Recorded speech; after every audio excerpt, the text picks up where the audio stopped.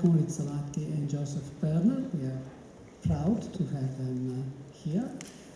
The structure of the session is as follows. Giacomo Rizzolatti will be the first speaker for 25 minutes, and then Josef Perner for another 25 minutes, and then we shall have a discussion maybe between them or from the public for a few minutes still. Let me introduce Giacomo Rizzolatti. Giacomo got his degree in medicine and a specialization in neurology at Padova University, and then he worked in Pisa in neurophysiology with Moruzzi. He establishes his own independent laboratory in Parma, where in 1996 they not discovered, but it was published in 1996, the first full paper about mirror neurons, all of us know. Giacomo Rizzolatti is still working in Parma, in his lab, and his interests are now moving from mirror mechanism in the motor system to also the mirrors in the emotional system. So this is the kind of work that Giacomo will present us today. Let me only remind you of two prizes that Giacomo won. He won many awards, but we do not have an hour for list them. Let me just remind you of the last, very important one, the Brain Prize he won in 2014. It was a sort of Nobel Prize for Neuroscience. And the other very important prize, he was the first recipient of the Mind and Brain Prize, that when we established that, first of us.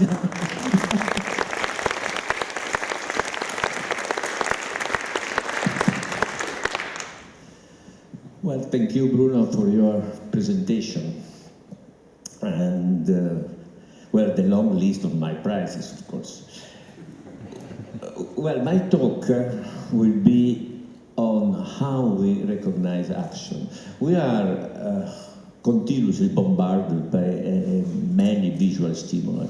And among them, certainly the most important for survival are the action of others. So for this reason, we have several mechanisms which allow us to recognize action of others. If you think about the work of second part of the last century, there was a lot of interest in so-called releasing stimuli. The study by Heilroth first, by Lawrence, by Timberg, and so on.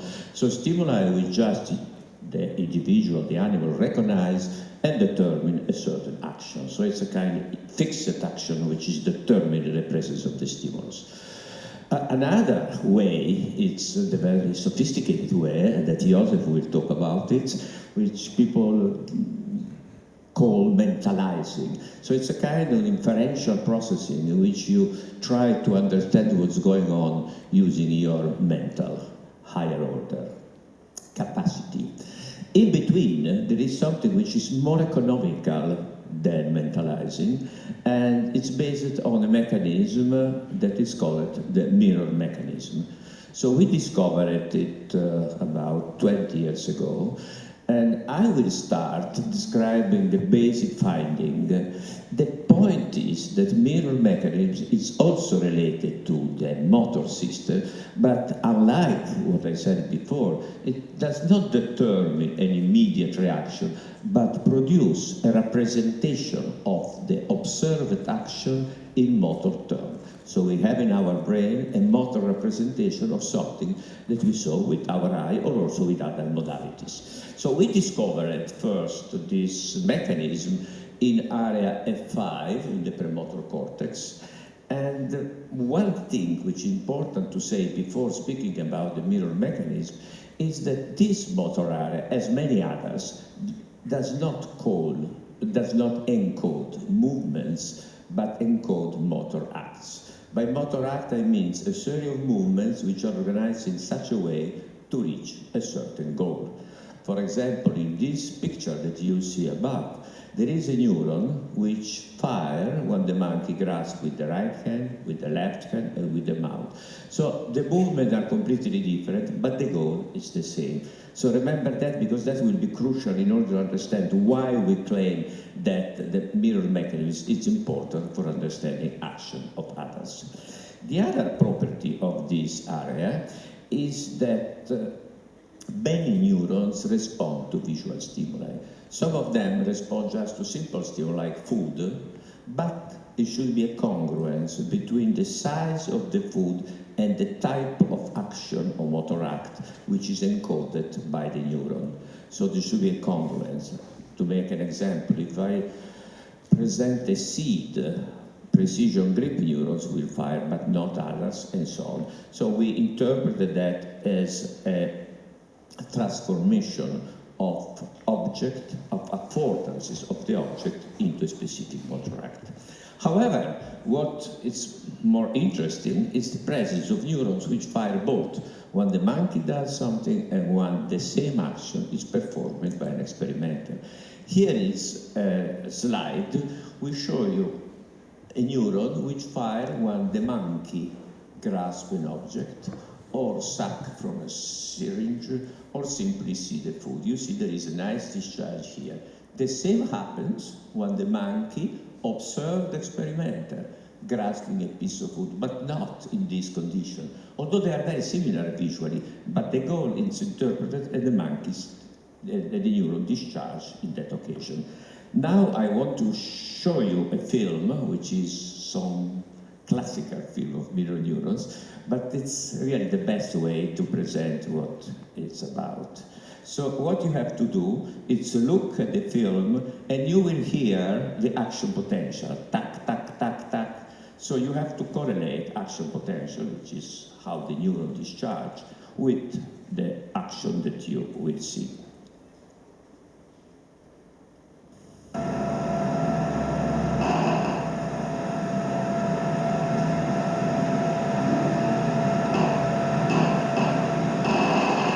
Here is a grasping neuron, a typical grasping neuron.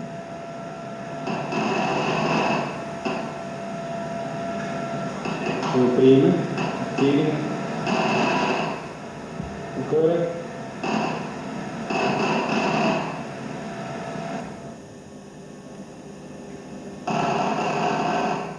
Here is the mirror effect.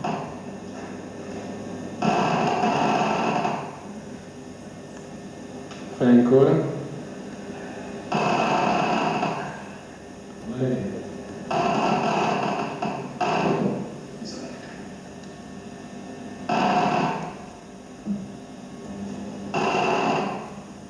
Provo questa.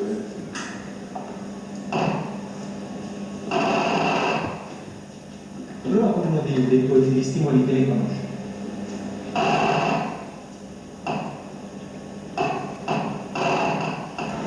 So you see there is a kind of dialogue between the monkey and the experimenter. So the same gesture is encoded by both individuals. And somebody noticed that also when the experimenter grasped it with the mouth, there was a discharge, because it's always the same thing. It's grasping, doesn't matter if it's grasping with the hand or with the mouth. It's intrinsic property of this neuron.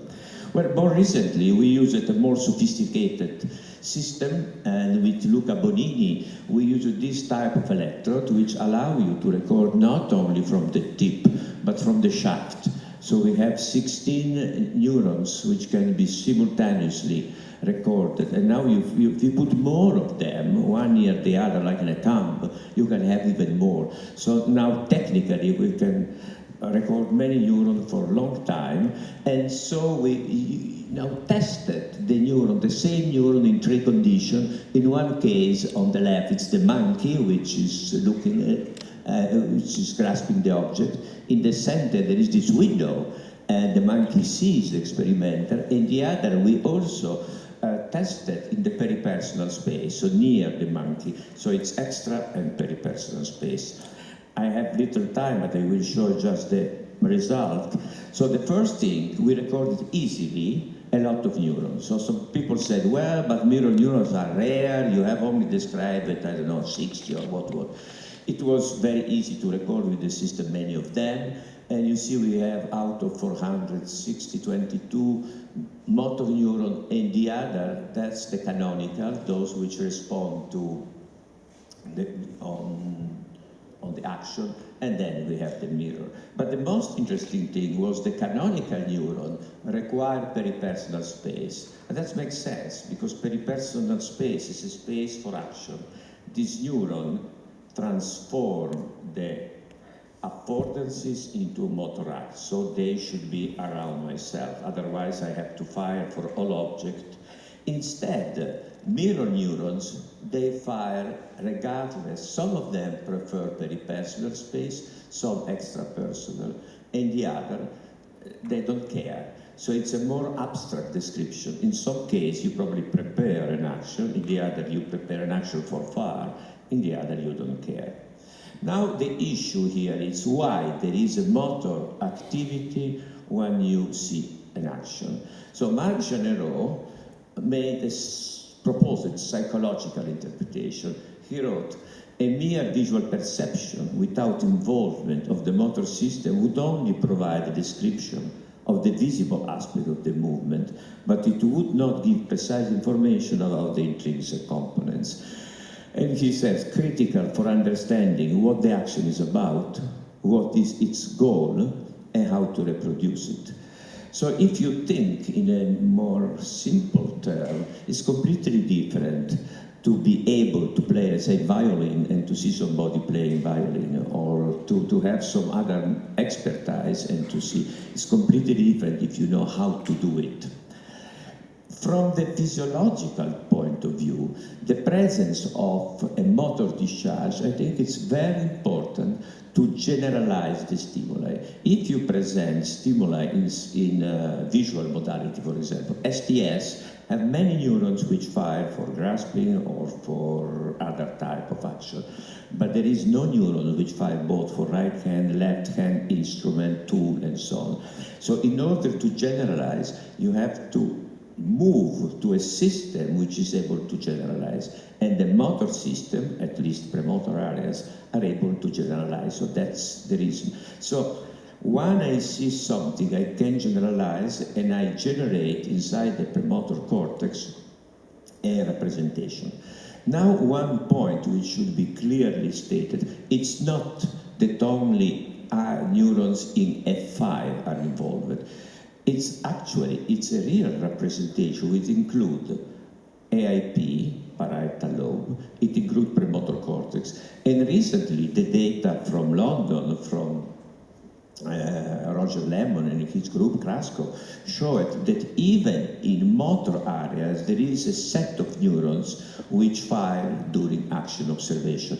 So we have a real representation which coincide, I will come back when I will talk about humans, with what you determine, what you produce with motor imagery. So it's the same thing. So when you generate it or when another generates is identical, and so it's a way to understand action without necessity to mentalize.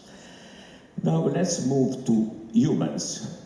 We discovered that also humans have a mirror system, practically the same years in which we discovered it in the monkey. It was a pet experiment carried out in Milano. Now I want to show the data from Zille's lab, which is a meta-analysis of 125, I think, cases. And you see the activation is in STS. The same thing is in the monkeys. They are studied by David Parrott. There is no motor activity here. Then I have the parietal lobe and I have the premotor. Exactly the same thing is in the monkey. So it is a close correlation. We have fMRI also in the monkey done with Urban, and exactly the same area are activated. But now one should be very cautious, because as I said before, not all actions are understood, recognized by mirror system. Which are those recognized? Now I'll show you an experiment done a couple of years ago, in which, as an fMRI experiment, the subject was lying in the scanner, and we presented two sets of movies. One set was this action that you see here, which are common to all three species of animals. So the dog is biting, the monkey is biting, and the subject, the student, is biting. So the students are lying in the scanner and see these videos. Second part of the experiment. In this case, what we presented are actions which are specific for a given species. So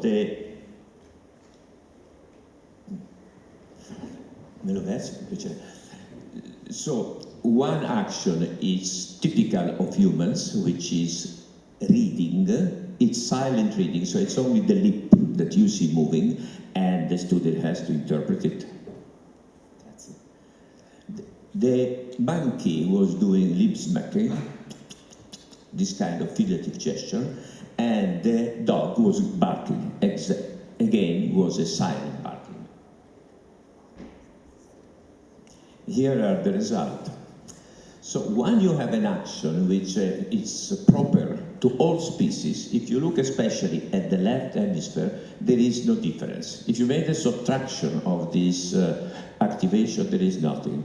So when we see a dog biting, we have the same activation as when we see a person biting. We have this commonality. We understand from inside, as we wrote with Corrado Sinigalia. However, in this case, it's radically different. So there is activation of Broca's area when you see language, and when you see barking, there is nothing in the motor system. It's a visual activation, and then you do probably some mentalizing. So you understand barking in the same way as you can understand why an apple falls down, or you understand some mechanical thing. So we treat completely different action done by ourselves and other action. Well, now, as Bruno said, we move it towards other aspect, because the mirror is not a mirror system. There is a mirror mechanism in our brain which is located in many places. We know from work of Mooney that it is present, for example, in birds, and the song of the birds it's somehow replicated using the mirror mechanism. But now, in a few now recently, we studied the insula. Insula is central because somehow it receives from the cortex, and it's not one of those basic structures like amygdala or hypothalamus which determine activation. So it was very interesting to study it. That's a study which we did recently with Fausto Caruana and Ahmad Gelsini, in which we stimulate. Now I back to monkey insula. We stimulate the insula in the monkey, and we found, not surprisingly, that it's a structure which is very heterogeneous. There is one sector, which is this one, caudal and dorsal, in which one elicits movements, and there is also some somatotopy, so you elicit movement of arm or elicit of. But then, if you go more rostrally, you have a region which produce action, and specifically in this region are ingestive action. But now I will show what I mean by ingestive action. So now you have just to correlate red light, which will appear on the screen, a small spot, with the behavior of the monkey. Stimulation, the monkey starts chewing.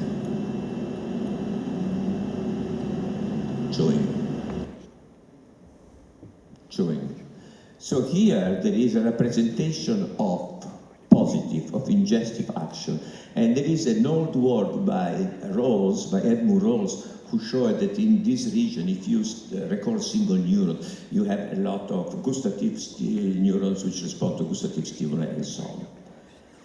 Okay, now we move the electrode just down where it's a blue color, not the red color, and now you will see what happens with the monkey.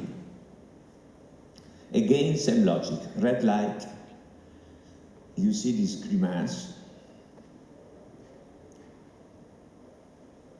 red light, food,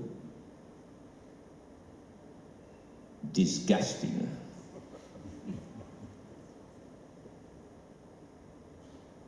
That's food that she likes very much. No way.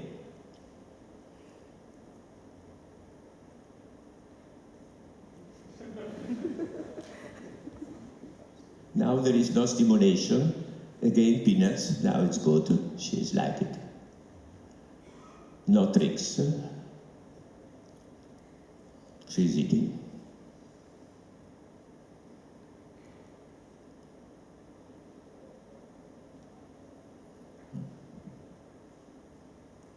Now it's the light. Absolutely. Well, I think it's very clear. It's enough to move a few millimeters and you change from positive ingested to negative. And emotion in the insula are encoded in the ventral part.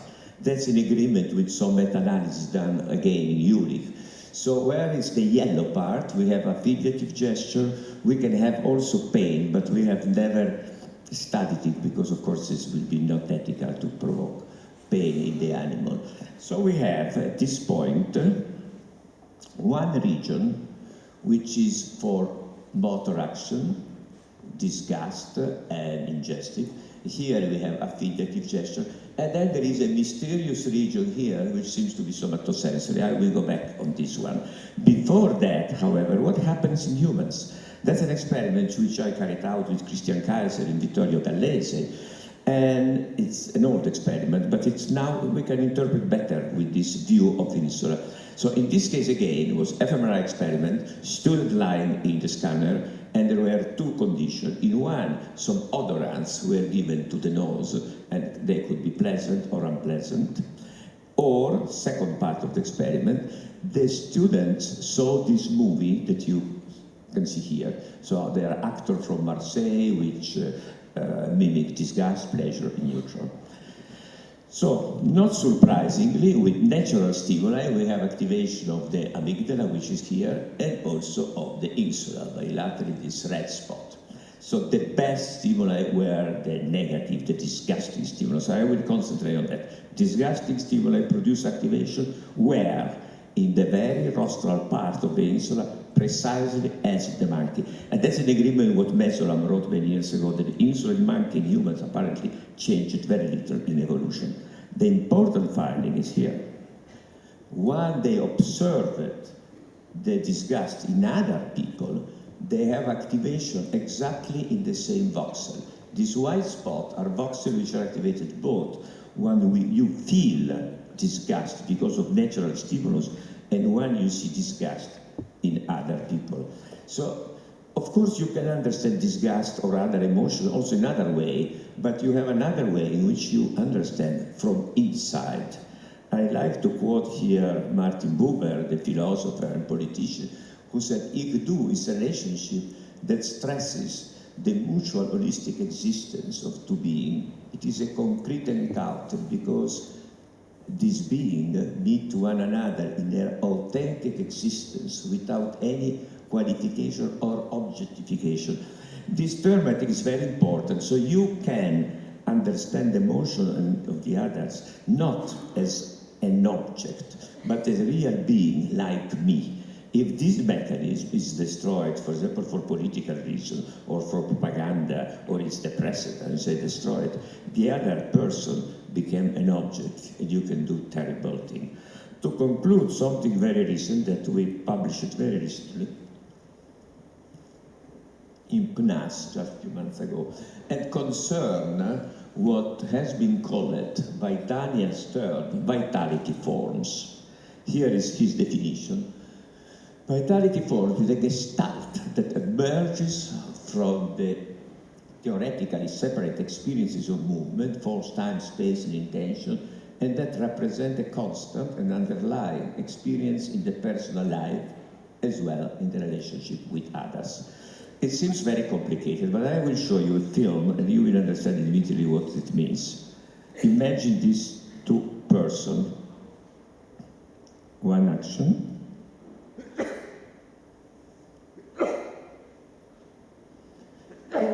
it's the same action, but if you compare them, here it's slow, and here it's fast.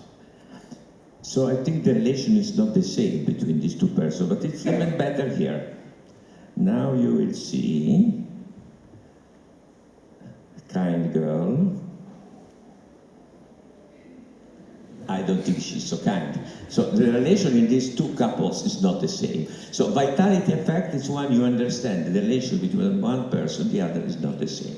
So we did an experiment which we presented to students pair of action, and in one condition they have to decide if the action is the same in terms of its meaning of the what, in the other in how it has been done. So we did experiment. If you look on the cortex, it's very similar, but if you do the subtraction, you find something very interesting. So in the insula, here, there is an activation which is specific when you do the subtraction for vitality form. And this part of the insula corresponds to that part of the insula which is not related to emotions. It's that part which have this strange finger coming from the parietal lobe. Exactly this finger here. Very recently with Di Cesare, who is my postdoc, we did the final experiment, which is also the final experiment of this presentation. So we use three conditions, or three tasks better: observation, imagination, or execution. And it can be done in a gentle way, in a rude way, and then we have control. So in observation, there was a film, and they observed this hand in egocentric view, which give in a kind way, or in a rude way, an object to another person. The control was just to put a small object in these holes. Then imagination, that's in the Marc Neuron way. So motor imagery, you imagine yourself doing it, not like a film, seeing another person doing it, you imagine yourself doing it. And in execution, we were able, doing small movement in the scanner, to make in a kind way or in a rude way. Here are the results. Here you see the cortex. It's not much differences, but here it's nice. If you look now at the insula, in observation, in imagination, in execution, you have the activation of the same region. Particularly important for me is the condition of imagination, because it's the cleanest. You have no activation in the visual system, you have no activation in the motor system. But when you have motor image or something kind, that you are doing an action in a kind way, in a rude way, you have an activation of this part. So it's the basis of what Daniel Stern called vitality form. It's located there. It's not a real emotion, as Daniel wrote, but it's a kind of the expression of your mood, of your internal state. Then we did also a conjunction analysis in which again it's clear that the same region in the insula is active in all conditions. So my point is that mirror mechanism, it's not only in the F5 or AIP, but it's a general mechanism which provides a direct route to knowledge of others' behavior without appealing to nothing else than one's own motor representations. Just a last slide, one can say, well, but how is possible when you think in the insula a gentle action, or even worse, when you do an action, how it's possible the insula modulate the action of the arm? Well, we have an answer. We look at our old data that Lupino and Matelli before has about injection in the motor system, and here are the results. So if you inject in the whole circuit which control arm movement from parietal lobe to premotor cortex, even a prefrontal, it receives exactly from that part of the insula. So when our mood, because of internal state, interoception, or other factor, modify the insula, we can modulate our motor behavior because of this circuit which control, modulate the motor cortex. Okay, thank you.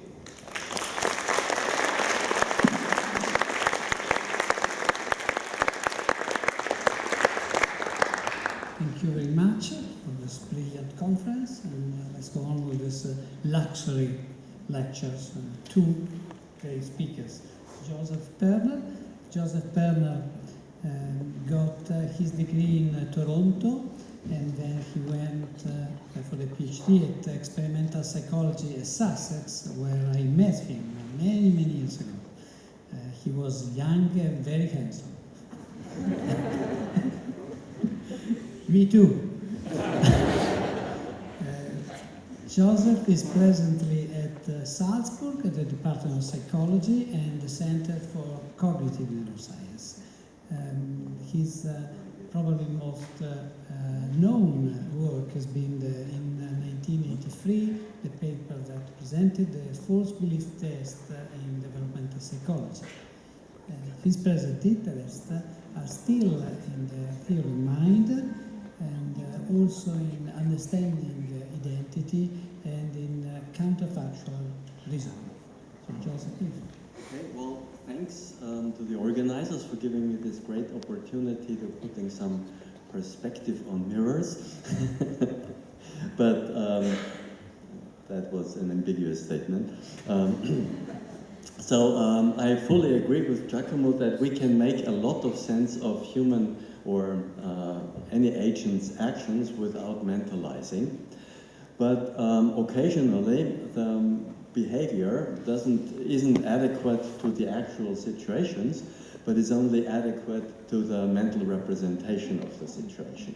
And in those cases, we say that people have a different perspective, and then in order to make sense of their behavior, we have to understand perspectives. And that's my topic that sort of elaborates on the basic understanding of action. So what I want to cover,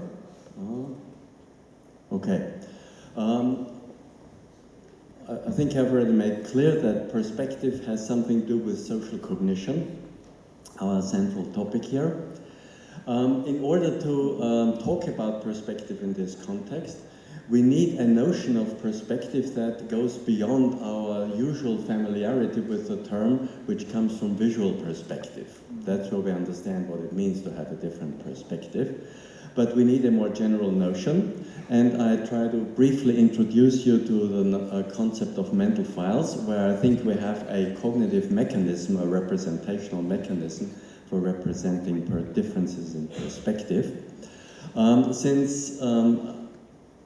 And then I want to tell you a bit about developmental data that show that theory of mind as an important part of social cognition is understood as having different perspectives around the age of 4 years, and there are many other tasks which are mastered at the same age.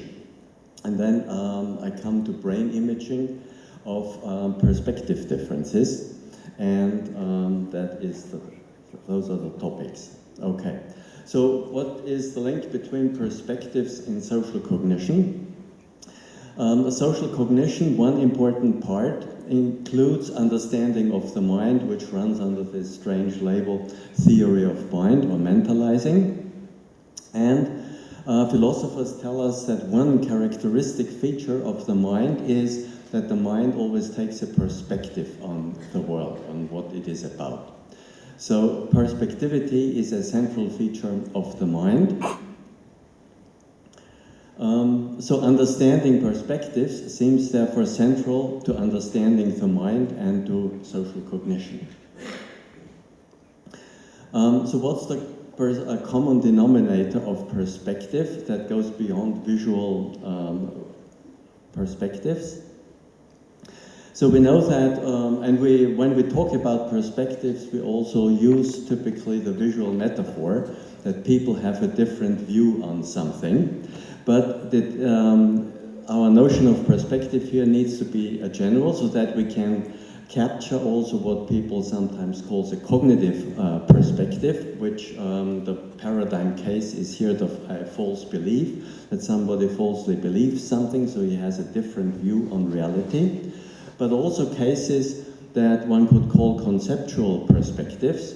So in particular, psycholinguists like Tomasello and Clark say, if you call a stretch of land once as a beach or a shore, you're putting a different perspective on that, okay? So what is the common denominator of those different uses of perspective? Now, this is, as I have discovered, a difficult question. And instead of giving you a perfect definition here, I just propose briefly that mental files theory can give you a cognitive mechanism for perspectives. So first, that different labels of thinking of a person in a different way you could call gives you a different perspective. So imagine I'm telling you here a little story. I show you this person, you see, and then I tell you this is the firefighter, okay? So mental files theory then assumes that you create a mental representation, a file, which represents this person, and on that file you then record the information you get about this entity. So it's this person, let's say, is inside a house, so you encode his inside, and you also have a visual memory so that you can recognize the person later when you see him again.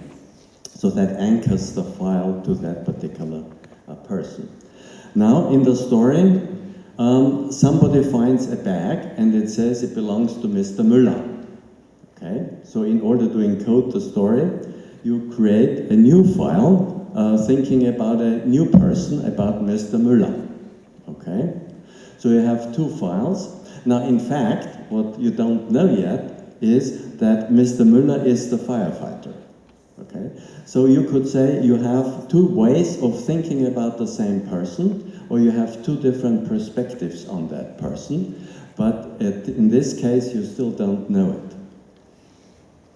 But then when I tell you that Mr. Müller is the firefighter, then you understand that Mr. Müller and the firefighter are identical, and in order to encode this you have to link your mental files, and that link represents something rather metacognitive, namely that you have two ways of thinking about the same external person, okay? So to understand that you had two different perspectives on the same person, you have to be able to link your mental files. Okay, and so this can make sense of what psycholinguists claim, that when you label something differently, then you get two different perspectives that would be interpreted here, that you create two different mental files for the same external entity. Now you can use the same thing for representing somebody's mistaken belief about something. And mistaken beliefs is typically investigated with a false belief task, at least in developmental psychology.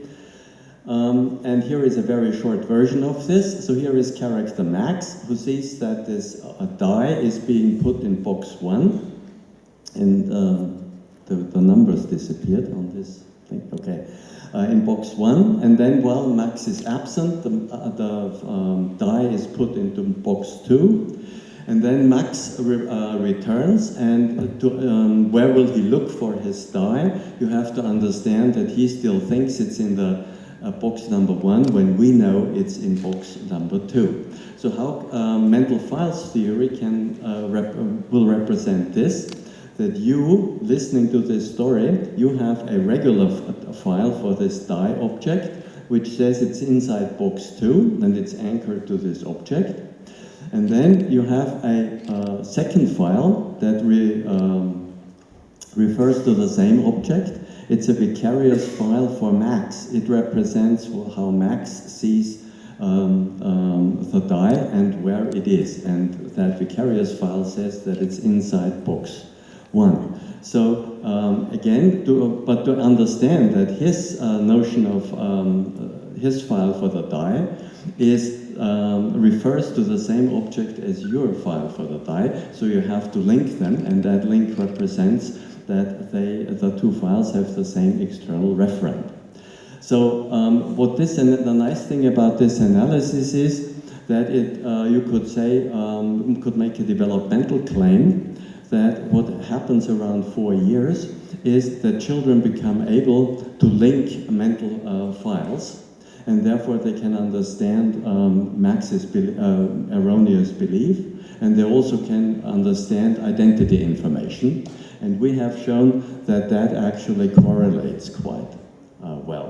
In fact, it's not only identity statements, but a whole range of other tasks that were classified as perspective tasks, developed at the same age. I won't go through all of them, but here is the central, the false belief test, and a range of other tasks. So for instance, here another version of the identity tasks that we used, but I alluded to it with the firefighter and Mr. Müller.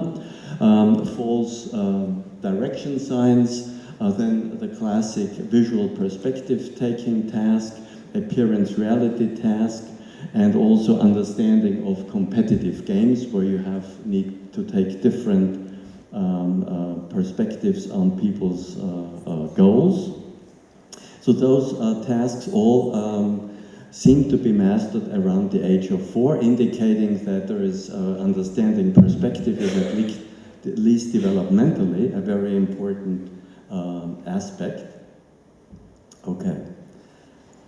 And now about brain imaging. So the next question is what do we know about understanding perspectives in the brain? Is there at all any brain, part of the brain that feels responsible for that? Okay. So there is a lot of brain imaging studies now that under the label of theory of mind. So one would think they all have to do with perspective, because the characteristic of the mental is perspective. So if you understand the mind, you must be understanding perspective. Okay. So you get typical regions are the two TPJs, the temporoparietal junctions. So those are those here. Then the medial part, the medial frontal part, and the precuneus, and also the IFG, and not only the TPJs, but also the temporal, middle temporal part. They typically activate when you have mental activities. And an interesting point one could point out is that that area very much overlaps with the so-called default area in the brain. That is that area in the brain that is more active when you're not given any cognitive task than when you do. Okay. Okay, you can speculate about why that is. In any case, there are so many studies now that there were several meta-analyses, but recently Matthias Schurz found enough studies. You need at least 10 or more for a proper quantitative meta-analysis, so that he could divide the field, all the studies that run under that label, into 6 different kind of tasks that are being used. So I just mention a few. So the first one that is very popular is taken from the false belief test that I just showed you earlier, and contrasted with a very similar task, which you could call an outdated photo task. Then social animations, that's the 4th one here on the list. Those are those, probably most of you are familiar with the hide-a-symbol kind of things, where sort of geometric objects move in a way so that you immediately think one is chasing the other one, and the other one tries to escape. You project a human action on it. So those are the social animations. Mind in the eyes is by, you see a pair of eyes and you have to make a judgment what emotion that person has, versus saying whether the person is male or female. And rational actions is you're shown cartoons, and you have to make a sense of how that cartoon is finished to understand the person's intentions and so on.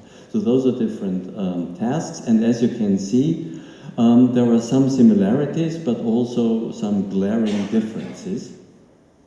So what Matthias then did was look at the conjunction of all those 6 areas, okay? And it turns out, if you take measures that don't make it too conservative, those are the red on the lower line, the red spots, and it shows it's 2 TPJs, here and there, left and right, and the medial prefrontal cortex.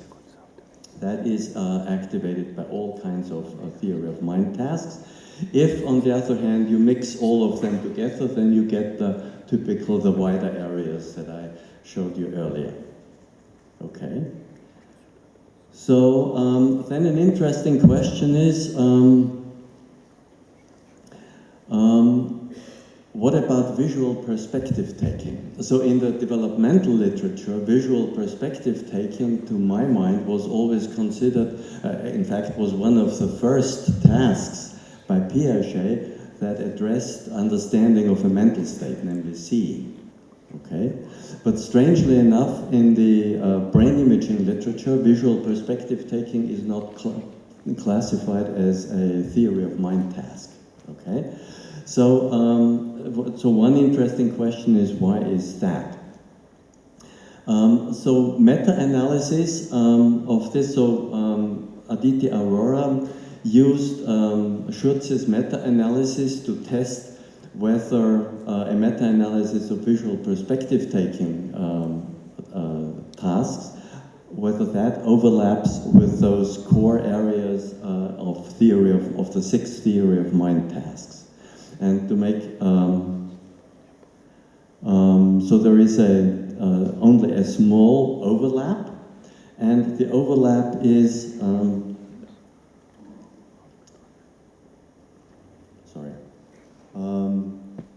here, so the blue ones are the false belief meta-analysis.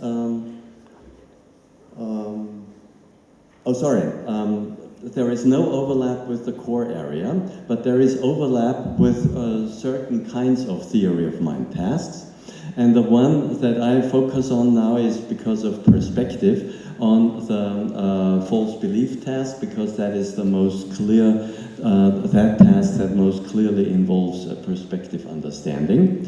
And so the blue things are the meta-analytic results from the false belief studies, and the red one from the visual perspective taking studies. And as you can see, the overlap, which is this purplish, reddish color, is only here in the left TPJ in the upper part, so that is the inferior parietal lobe part of the TPJ, and the precuneus. And interestingly, this one only on the left side. And the asymmetry is very strong. So from 16 studies or something, 15 show left and only 1 on the right. So that is unusual, but it also is shown this asymmetry with other perspective tasks and in the precuneus. So that gave us the idea that when it comes really to understanding perspectives, then only certain theory of mind tasks require it, and the relevant brain regions are the left IPL and the precuneus, the parts of the precuneus. Okay? So the perspective is the meta-analysis. Okay, so then we looked for other potential perspective tasks. And one could make an argument that episodic memory, especially when you contrast remembering an event versus just knowing that an event took place, that really requires an understanding of your memorial experience as a perspective on a past event, that measures perspective understanding. And if you look at episodic memory studies, and there are enough to make a meta-analysis, you also find left IPL and precuneus.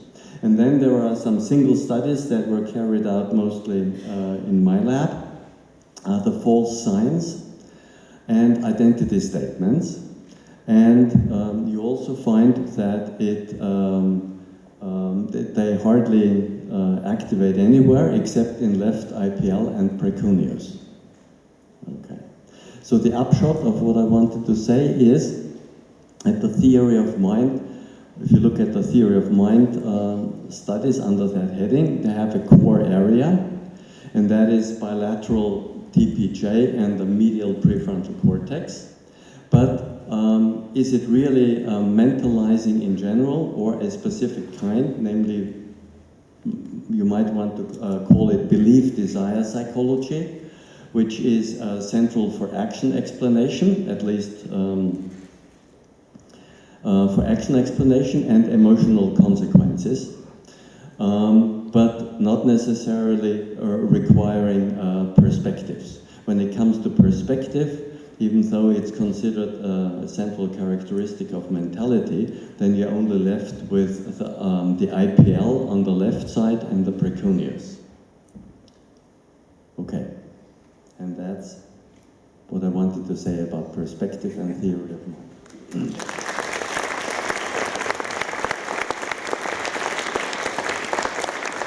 Okay, leaves us 5 minutes for discussion. Yes, thank you, Joseph, for your perspective talk.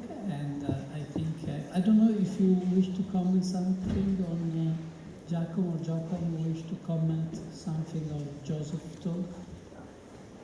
Otherwise we can. I mean, if you want to comment. Well, I like very much the distinction you did between perspective taking and theory of mind. By the way, if I can see your slide with perspective taking, I think there is something very interesting in it. Can I see it? Go back. Okay. Yeah, yes, brain imaging. So if you look at this map, it's very interesting that the red, which is visual perspective taking, include a large part of mirror system. So it's something intermediate between a real mentalizing and the mirroring. I don't know. I don't know which can be the mechanism, but it's very well. The other one that's interesting is if we look at those here, right? So the mind in the eye uses the IFG. Yes, yes. So that goes well with emotion. Oh, maybe. Yeah. Okay. So in Schürz's meta-analysis, the IFG doesn't come in all kinds of tasks, but in the mind in the eyes task, it's very strong. And I think the social animations, yeah. The next one that also has a big blurb there in the mirror. And that makes sense to some degree, that when you see those are just triangles moving, you see intentions and so on. And emotions play an important role in intentional action. Well, I think that's extremely interesting in order to overcome the gap between our data we start with neurophysiology and this mentalizing data we start completed from the other end.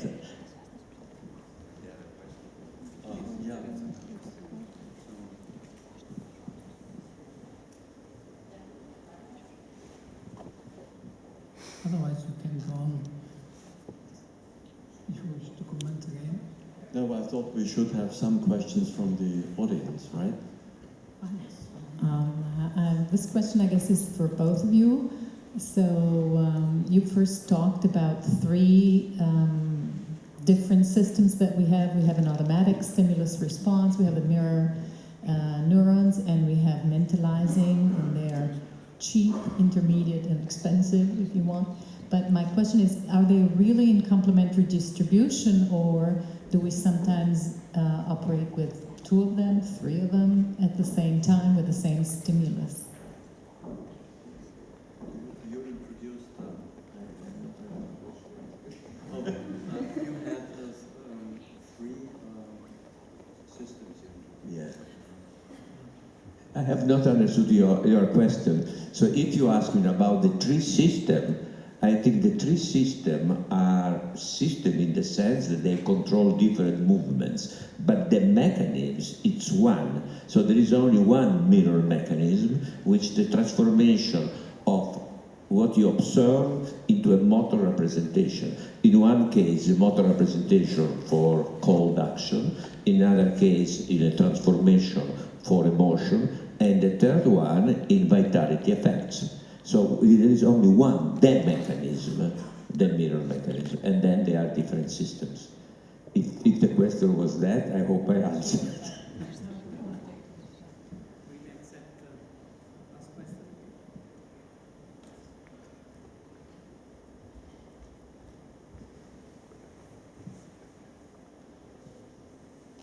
So thank you both for very interesting talks. I had a question regarding the to remind the second talk and kind of the nature of the representations that are there. So what type of mechanisms do you reckon kind of happens neuronally in those areas? So you kind of show the distinction between, on the one hand, like core Tier-remind network, and then perspective taking that came out of analysis, kind of meta-analysis. But what do you think really happens in these areas? So what are their kind of core mechanisms and how do they relate to others? So do you have any idea how this might work? Yeah, very little idea. Does it work? Yeah, okay. At least I have very little idea. Others may have more idea. But I think this meta-analysis here is at least one step ahead, so that you can see what the different kinds of tasks activate different areas. Okay, and so one thing we have picked out here is, for instance, it makes the link to the mirror system, that certain tasks, the mind in the eyes and the social animations, they activate mirror areas, whereas others don't particularly. Okay, one could go more deeply into this, but haven't thought about it for some time. Thank you. I'm sorry, but we have a following session now, so I think that we can continue the discussion at the coffee break later. So I thank you again for this brilliant joint lecture, both of you.